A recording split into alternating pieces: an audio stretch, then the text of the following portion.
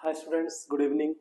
तो अ, एक नया वीडियो लेके आए हम class 12th mathematics chapter 13 probability के ऊपर। तो देखिए, प्रोबेबिलिटी में जो सबसे इम्पोर्टेंट टॉपिक है वो है बेस थ्योरम, जिसपे स्टूडेंट्स को सबसे ज़्यादा कंफ्यूजन इसी टॉपिक में होती है। देखिए, यहाँ पे दो थ्योरम है, total probability theorem and Bayes theorem. Students generally ये डिसाइड ही नहीं कर पाते कि हमें कौन सी थ्योरम क्वेश्चन में अप्लाई करनी है, क्योंकि क्वेश्चन लगभग एक जैसा ही होता है, माइनर वर्डिंग डिफरेंस होता है दोनों थ्योरम्स में। तो कब हमें टोटल प्रोबेबिलिटी थ्योरम लगानी है और कब हमें बेस थ्योरम का यूज करना है, तो पहले एक बार देखते हैं कि ये दोनों थ्योरम्स है क्या और when we have to use these theorems. Okay, तो देखिए यहाँ पे मैंने एक सैंपल स्पेस बनाया है।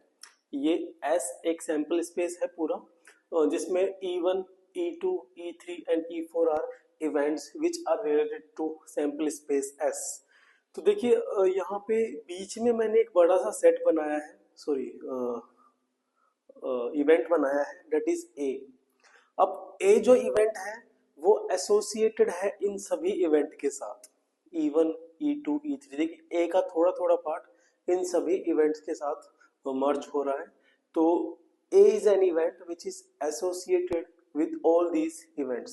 सो यहाँ मैंने लिखा है let E1, E2, E3, E4 dot dot dot En are an events related to a sample space, and A is an another event which is associated to all E1, E2, E3 dot dot dot En। okay, सभी के साथ associate जुड़ा हुआ है। now we have to find two things। अलग अलग case में हम कौन सी थ्योरम का यूज करेंगे वो हम देखते हैं। तो if we have to find probability of A, अगर हमसे क्वेश्चन में इस A इवेंट की प्रोबेबिलिटी पूछता है, then we will use total probability theorem।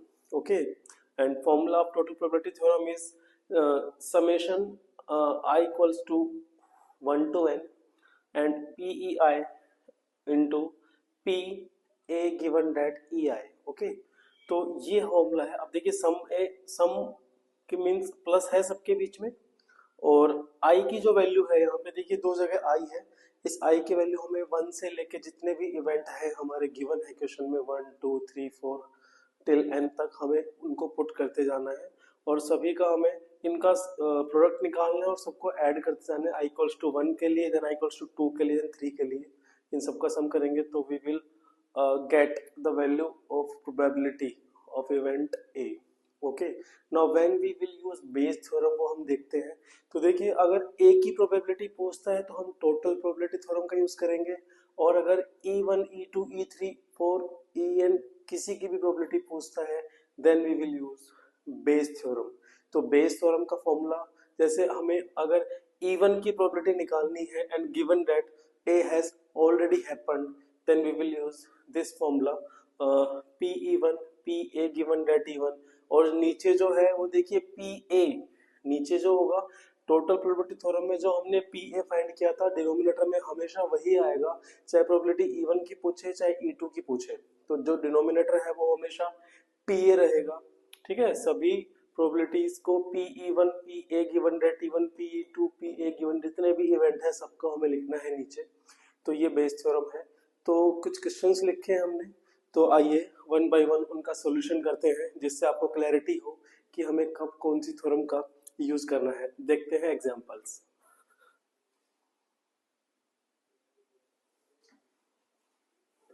तो देखिए फर्स्ट क्वेश्चन है, एक बैग हमें दिया हुआ है, उसमें 5 रेड एंड 5 ब्लैक बॉल्स हैं। क्वेश्चन है a ball is drawn at random, its colour is noted and return to the bag. हमने बैग में से एक बॉल निकाली, उसका कलर हमने लिख लिया साइड में कहीं पे और हमने उसको वापस बैग में रख दिया। मोर ओवर उसके बाद 2 additional ball of colour drawn are added to bag. अब देखिए जिस कलर की बॉल पहले निकली थी, जिसका कलर हमने नोट किया था, उसी कलर की 2 एडिशनल बॉल, 2 एक्स्ट्रा बॉल हमने बैग में ऐड कर दी है। And again a ball is drawn at random, और फिर से हमने, अब देखिए पहले 5 एंड 5 10 बॉल्स थी बैग में, अब +2 करने के बाद 12 बॉल्स हो चुकी है और फिर से हम एक बॉल निकाल रहे हैं। Then find the probability that second ball is red. तो जो दूसरी बार हमने बॉल निकाली, क्या प्रोबेबिलिटी है कि वो बॉल रेड होगी। तो देखिए अभी तक हमें नहीं पता है कि हमें बेस थ्योरम लगानी है, या टोटल प्रोबेबिलिटी थ्योरम लगानी है। तो थोड़ा सा समझते हैं क्वेश्चन को कैसे करना है। तो देखिए, सबसे पहले जो फर्स्ट बॉल हमने निकाली उसका कलर हमें नहीं पता है। ओके, उसका कलर हमने नोट किया था, तो वहाँ पे दो पॉसिबल आउटकम्स जो है उन्हीं को हम E1 E2 E3 लेते हैं। तो देखिए, लेट जो first ball is draw, one ball is drawn, bag से हमने एक बॉल निकाली है। तो लेट E1 जो इवेंट है that first ball is red, जो पहली बॉल है वो रेड है, और E2 इवेंट हमने मान लिया that first ball is black. दोनों ही कंडीशन हो सकती है, कोई भी बॉल यहाँ पे निकल सकती है हमारी फर्स्ट ड्रॉन में। तो देखिए, अब प्रोबेबिलिटी निकालते हैं E1 और E2 की। तो फर्स्ट बॉल रेड होने की जो प्रोबेबिलिटी है, 5 रेड बॉल्स है और टोटल बॉल 10 है, that is 1/2, and probability of E2 is also 5/10 because जो ब्लैक बॉल है वो भी हमारे पास 5 ही है। अब देखिए, now colour of ball drawn has noted, उसका हमने कलर नोट कर लिया है। एंड टू एडिशनल बॉल, दो एक्स्ट्रा बॉल हमने additional ball of are added, कौन से कलर की, जिस कलर का बॉल निकला था हमें नहीं पता, पॉसिबिलिटी तो है बट निकली तो एक ही थी, हमने एक ही बॉल निकाली थी। तो जिस कलर की भी निकली थी उसकी दो एक्स्ट्रा बॉल हमने ऐड कर दी है। नाउ अब बारी आती है उस इवेंट की जो इन दोनों इवेंट के साथ एसोसिएट है। तो देखिए, अगर थोड़ा समझने की कोशिश करें तो मान लिया कि ये E1 है और ये इवेंट E2 है। E1 जो फर्स्ट बॉल निकाली थी वो रेड है, E2 फर्स्ट बॉल निकाली थी जो ब्लैक है। अब देखिए, सेकंड बॉल जो है वो इसने बताया हमें कि क्या प्रोबेबिलिटी है कि जो सेकंड बॉल है वो रेड होगी। तो देखिए, सेकंड बॉल जो रेड है वो दोनों ही केस में निकल सकती है, चाहे पहली बॉल रेड निकली हो चाहे पहली बॉल ब्लैक निकली हो, उससे कोई फर्क नहीं पड़ता। रेड बॉल जो सेकंड है वो दोनों ही केस में निकल सकती है, E1 में और E2 में, इसलिए हम इस कंडीशन को, इस इवेंट को ए नाम देंगे। तो लेट इवेंट ए जो है, उस एडिशनल बॉल, दो बॉल एडिशनल ऐड करने के बाद again a ball is drawn, फिर से हमने एक बॉल निकाली है और लेट कर लिया हमने, एक इवेंट हम लेट कर रहे हैं यहाँ पे, let A is an event that second ball is red. अब हमें दो कंडीशन नहीं लेके चलनी है क्योंकि उसने बोला है हमें कि सेकंड बॉल रेड निकालनी है, हमें क्या प्रोबेबिलिटी है उसकी। तो ये हमने second ball is red event को हमने ए नाम दे दिया है। अब देखिए, हमें निकालनी है सेकंड बॉल के रेड होने की प्रोबेबिलिटी, कब, गिवन दैट E1 का मतलब है ये इवेंट पहले ही हो चुका है, इसका मतलब E1 यानी पहली बॉल रेड निकल चुकी है। तो देखिए, पहली बॉल अगर रेड निकल चुकी है तो हम रेड ही दो बॉल एक्स्ट्रा ऐड करेंगे।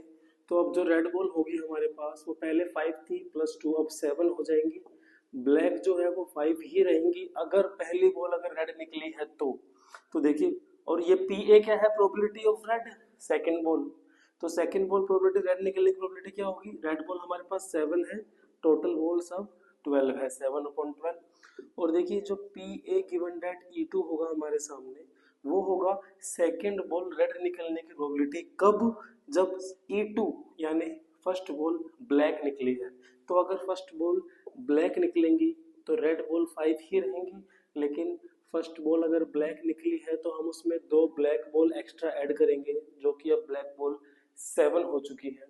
तो अगर ब्लैक 7 है और रेड 5 है, लेकिन हमें तो प्रोबेबिलिटी तो एक ही निकालनी है क्योंकि ए जो है वो सेकंड बॉल रेड है, तो रेड की ही प्रोबेबिलिटी निकालनी है। रेड इस पर 5 है, टोटल 12 है। ठीक है, नाउ क्वेश्चन में कह रहा है कि क्या प्रोबेबिलिटी होगी सेकंड बॉल रेड है। अब E1 E2 नहीं लेना है, ओनली हमें सेकंड बॉल इज रेड की प्रोबेबिलिटी निकालनी है, तो हमें ए की प्रोबेबिलिटी निकालनी है। और मैंने बताया था कि अगर E1 या E2 की प्रोबेबिलिटी, अगर फर्स्ट बॉल की अगर ये बात करता कि फर्स्ट बॉल कैसी निकली थी, तो इसमें हम बेस थ्योरम यूज करते, लेकिन इसने बात की है सेकंड बॉल की, तो हम टोटल प्रोबेबिलिटी थ्योरम का यूज करेंगे। ओके, तो पी ए हमें निकालना है यहाँ पे, सेकेंड बोल इज रेड। तो टोटल प्रोबेबिलिटी फॉर्म का जो फॉर्मूला है वो है हमारे सामने P E one, P A given that E one plus P E two and P A given that E two. यहाँ वैल्यूज रखेंगे, पी ई वन जो था हमारा वो हाफ था, P A given that E one जो है वो 7/12 है, प्लस ये भी हाफ है, और A given that to E two 5/12 है। दोनों का जो एलसीएम है वो 24 है। देखिए 12 और ये 7 हो चुका है और ये 5 है, तो हमारा जो आंसर है वो 12/24 यानी 1/2 आ चुका है। तो इस तरह से हम क्वेश्चन को सोल्व करेंगे। नोट कर सकते हैं आप इसे।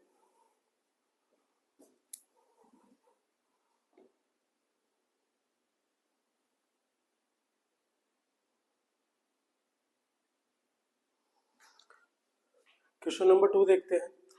क्वेश्चन नंबर 2 में देखिए इस बार हमें दो बैग गिवन है, बैग 1 एंड बैग 2।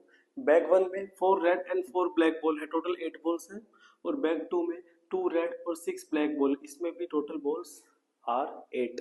क्वेश्चन है one of the two bags is selected. देखिए लाइन को ध्यान से पढ़िएगा, इस बार हमें बॉल चूज नहीं करनी है, पहले हमें बैग को सिलेक्ट करना है। ओके, तो बैग सेलेक्ट करने की भी टू पॉसिबिलिटी होंगी, या तो हम बैग 1 चूज करेंगे या बैग 2 चूज करेंगे, तो उसी को हम E1 E2 देंगे। मैंने आपको बताया था कि जो स्टार्टिंग में पॉसिबिलिटी होती है वही हमारे इवेंट्स होते हैं।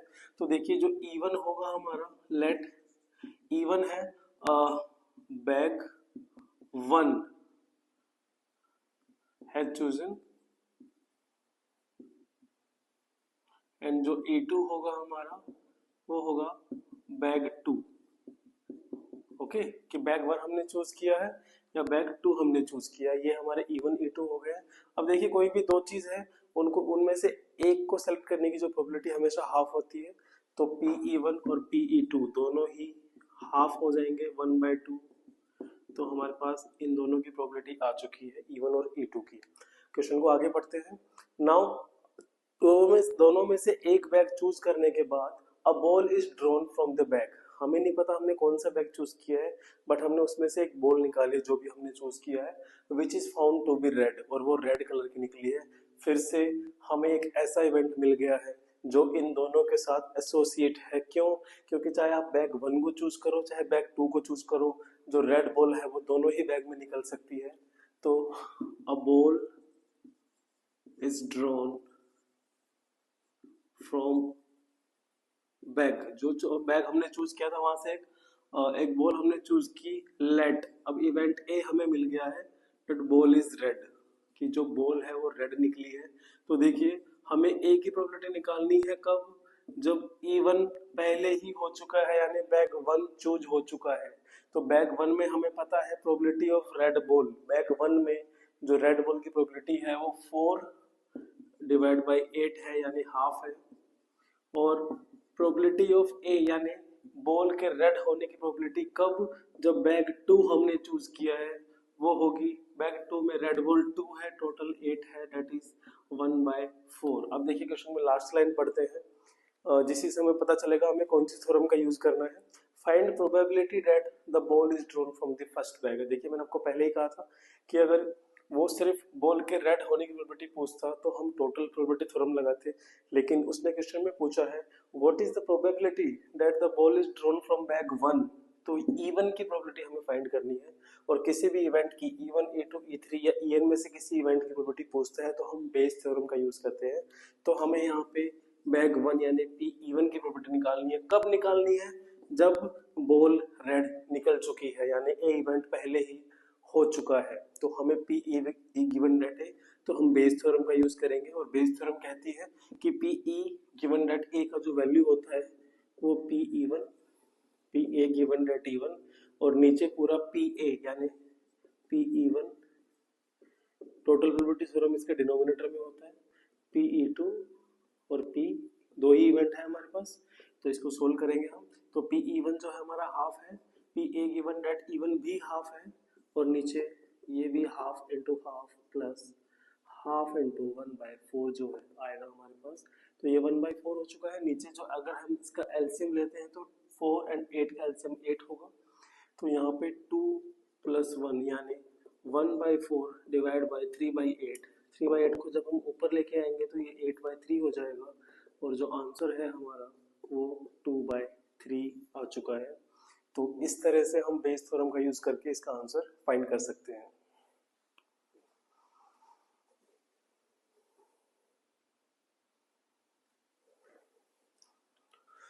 थर्ड क्वेश्चन देखते हैं। क्वेश्चन नंबर थर्ड जो है काफी बार एग्जाम में पूछा हुआ है। बेस थ्योरम के सभी क्वेश्चन एक ना एक बार एनसीईआरटी एग्जामिनर के सभी क्वेश्चन कभी ना कभी एग्जाम में आए हुए हैं, क्योंकि बहुत ही इंपॉर्टेंट टॉपिक है base and total probability theorem.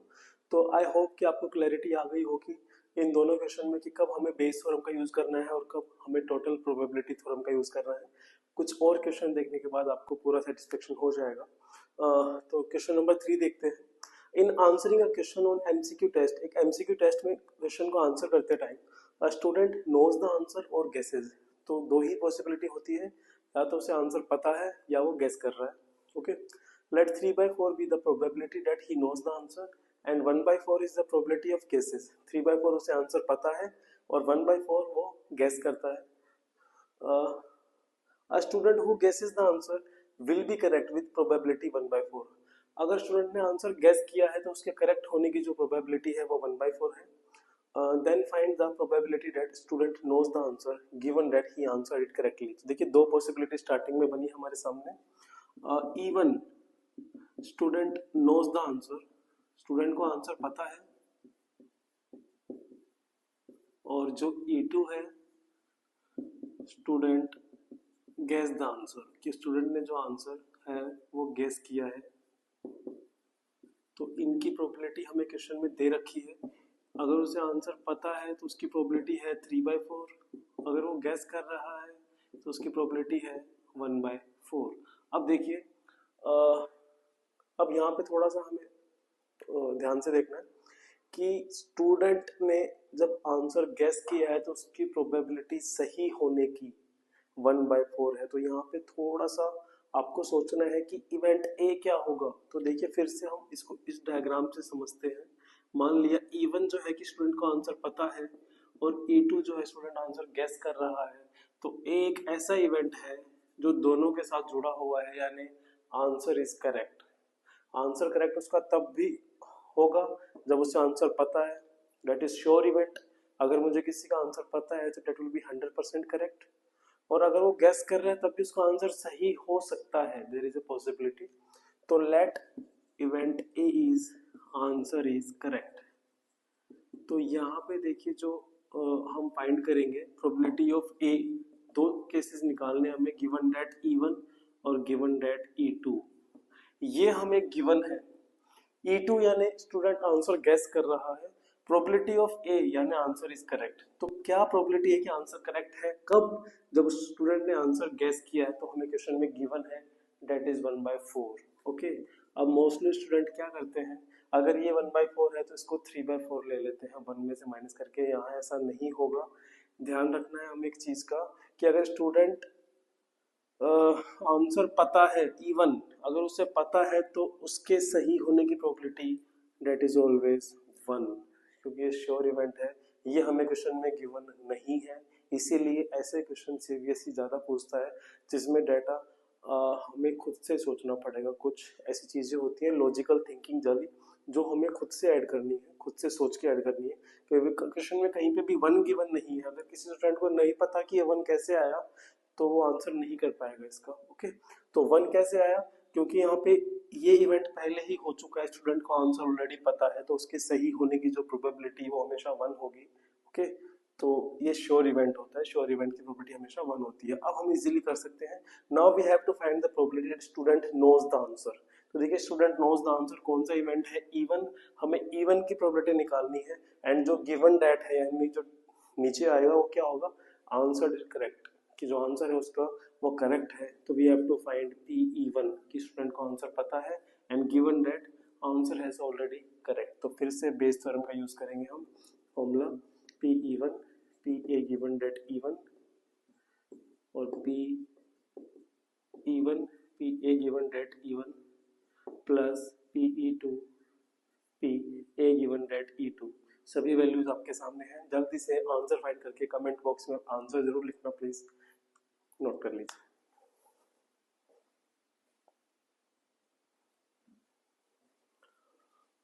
I hope आपका आंसर आ चुका होगा। लास्ट क्वेश्चन देखते हैं, क्वेश्चन नंबर 4। इसमें पहले हम देखते हैं क्वेश्चन में क्या गिवन है हमें। A girl throw a die, एक जो गर्ल है वो एक डाई यानी लूडो का जो पासा होता है उससे फेंक रही है। इफ शी गेट्स 5 और 6, तो वहाँ पे टोटल पॉसिबल आउटकम्स हमारे पास 6 होते हैं, 1 2 3 5 6। तो अगर उसे 5 या 6 मिलता है, उसने एक बार ही फेंका है, अगर उसे 5 या 6 मिलता है, she tosses a coin thrice, तो एक कॉइन है उसके पास, उसे वो 3 बार टॉस करती है। ध्यान से सुनिएगा, एक गर्ल है, उसने डाई फेंका, अगर उसके डाई में 5 या फिर 6 नंबर आया तो एक कॉइन को वो 3 बार टॉस करेगी and notes the number of heads, और टोटल पॉसिबल आउटकम्स 3 बार टॉस करने पे जितने भी है उनमें से नंबर ऑफ हेड्स को वो नोट कर लेगी। मैक्सिमम हेड्स 3 होंगे, मिनिमम हेड 0 होंगे। अगर तीनों टेल आ रहे हैं तो 0 हेड्स, तीनों हेड आ रहे हैं तो 3 हेड्स, 2 हेड्स भी हो सकते हैं, 1 भी हो सकता है, वो अभी देखते हैं, बताऊंगा मैं। इफ सी गेट्स 1 2 3 और 4, अगर, लेकिन सेकंड कंडीशन है, अगर उसके डाई में कॉइन में डाई में 1 2 3 या 4 आता है, then she tosses a coin once, तो वो कॉइन को एक बार टॉस करेगी एंड नोट्स द आउटकम, और उसने अपने आउटकम जो भी आया उसका एक बार टॉस करने पे उसको नोट कर लिया। Now question is, if she obtained exactly 1 head, अगर उसे सिर्फ एक हेड मिलता है, then what is the probability that she threw 1 2 3 और 4 with the die, तो क्या प्रोबेबिलिटी है कि उसके डाई में 1 2 3 या 4 आया था। तो देखते हैं क्वेश्चन। सबसे पहले हमारे पास दो कंडीशन दे रखी है, तो 1 2 3 4 आएगा, 5 6 आएगा, उसी को हम E1 और E2 करेंगे पॉसिबल जो आउटकम है हमारे। तो लेट E1 इज, सबसे पहले हम ऊपर लिखेंगे ऑन थ्रोइंग अ डाई, एक डाई फेंकने पे E1 इज सी गेट्स, उसे मिला 1 2 3 और 4। ओके, उसे 1 2 3 या 4 मिला है। उसके बाद उसने क्या किया, टॉस अ कॉइन वंस, एक उसने कॉइन को 1 2 3 4 आने पे एक बार टॉस किया है, तो यहाँ पे जो पॉसिबल आउटकम्स होंगे हमारे दो ही होंगे, हेड या टेल। ओके, नाउ जो A2 है हमारा, वो है सी गेट्स 5 और 6, उसे 5 या 6 मिला है, तो इसमें उसने जो तो कॉइन को टॉस किया है वो थ्राइस यानी 3 बार किया है, तो यहाँ पे जो हमारे पॉसिबल आउटकम्स होंगे वो 2 की पावर 3 यानी 8 होंगे। एक जो जितनी टॉस होती है वही 2 की पावर होती है। तो 8 आउटकम्स कैसे फाइंड करने हैं देख लीजिए एक बार। सबसे पहले तीनों हेड हो सकते हैं, या फिर 2 हेड होंगे, लास्ट में टेल होगा, या फिर जो टेल होगा वो बीच में होगा, या फिर टेल होगा जो स्टार्टिंग में होगा। या तो तीनों हेड होंगे या 2 हेड होंगे, एक टेल लास्ट में भी हो सकता है, बीच में भी और स्टार्टिंग में भी। 4 आउटकम हो चुके हैं। अगले 4 आउटकम के लिए हम H और T को आपस में इंटरचेंज कर देते हैं, H को T और T को H, तो ये ट्रिपल T, ये TTH, THT एंड HTT, ये हमारे 8 आउटकम्स हो चुके हैं। अब देखिए हमें प्रोबेबिलिटी निकालनी है E1 की और E2 की। तो E1 है उसे डाई में 1 2 3 या 4 मिला है, तो ये 4 नंबर है, डाई में टोटल नंबर 6 होते हैं, तो E1 की प्रोबेबिलिटी है जो 4/6 होगी यानी 2/3, और E2 की जो प्रोबेबिलिटी है वो 5 या 6 यानी 2/6, दो ही नंबर है 5 और 6, और टोटल नंबर 6 होते हैं डाई में, तो ये 1/3। अब आप सोचेंगे कि सर इनका क्या यूज है, तो अभी क्वेश्चन में आगे देखते हैं। नाउ अब देखिए फिर से बताता हूँ, दो इवेंट थे E1 और E2। अब इवेंट A, उसने देखिए बाद में कह रहा है क्वेश्चन में कि जब उसने कॉइन को टॉस किया, शी ऑब्टेन्ड एग्जैक्टली 1 हेड। तो मुझे बताइए हमें एक ऐसा इवेंट मिल चुका है एज दोनों के साथ, क्योंकि एग्जैक्टली 1 हेड यहाँ पे भी आ सकता है और यहाँ पे भी आ सकता है। एग्जैक्टली 1 हेड का मतलब जैसे मान लो उसने जो 3 टॉस की थी उसमें उसके 3 आउटकम्स, पहली टॉस में टेल, दूसरी में भी टेल और तीसरी में हेड आया, तो यहाँ पे 3 टॉस में एक ही हेड मिल रहा है, तो एग्जैक्टली 1 हेड है। यहाँ पे भी उसकी टॉस में हेड आ सकता है, तो ये जो ए इवेंट है वो हमारा होगा शी गेट्स एग्जैक्टली 1 हेड, उससे एक ही हेड मिला है, इसकी प्रोबेबिलिटी हमें निकालनी है। तो देखिए P A given that E1 की जो वैल्यू होगी, इसका मतलब है कि इवन पहले ही हो चुका है, उसे 1 2 3 या 4 डाई में इनमें से कोई एक मिला है और उसने कॉइन को एक बार टॉस किया है, तो उसे कितने हेड मिले, इसकी हमें प्रोबेबिलिटी निकालनी है। ए की, ए है 1 हेड, तो एक हेड एक बार ही आ रहा है और टोटल आउटकम्स कितने, हेड एंड टेल 2, तो इसकी प्रोबेबिलिटी 1/2 हो चुकी है। और ए गिवन दैट E2 का मतलब है E2 यानी उसे डाई में 5 या 6 मिला है और उसने सिक्के को, कॉइन को 3 बार टॉस किया है और एग्जैक्टली 1 हेड, देखिए इसमें भी 1 हेड है, इसमें भी 1 हेड है और इसमें भी 1 हेड है, हेड हेड एंड हेड, तो 3 आउटकम है हमारे पास जिनमें सिर्फ एक हेड है और टोटल आ 8, तो इसकी प्रोबेबिलिटी हो गई 3/8। अब हम इजीली क्वेश्चन को आगे सोल्व कर सकते हैं। We have to find the probability that she threw 1 2 3 और 4, यानी हमें E1 की प्रोबेबिलिटी निकालनी है और अगर E1 की प्रोबेबिलिटी E1 या E2 की पूछता है तो हमें ऑब्वियसली बेस थ्योरम का यूज करना है, तो we have to find PE1 given that A। तो आप इजीली इसको सोल्व कर सकते हैं by Bayes theorem. Please comment box में आंसर जरूर लिखिएगा। तो ये थे कुछ एग्जांपल्स बेस थ्योरम और टोटल प्रोबेबिलिटी थ्योरम पे। आई होप कि आपको कोई प्रॉब्लम नहीं होगी है। फिर भी अगर आपको कोई डाउट होता है तो you can ask me in our comment box. Thank you.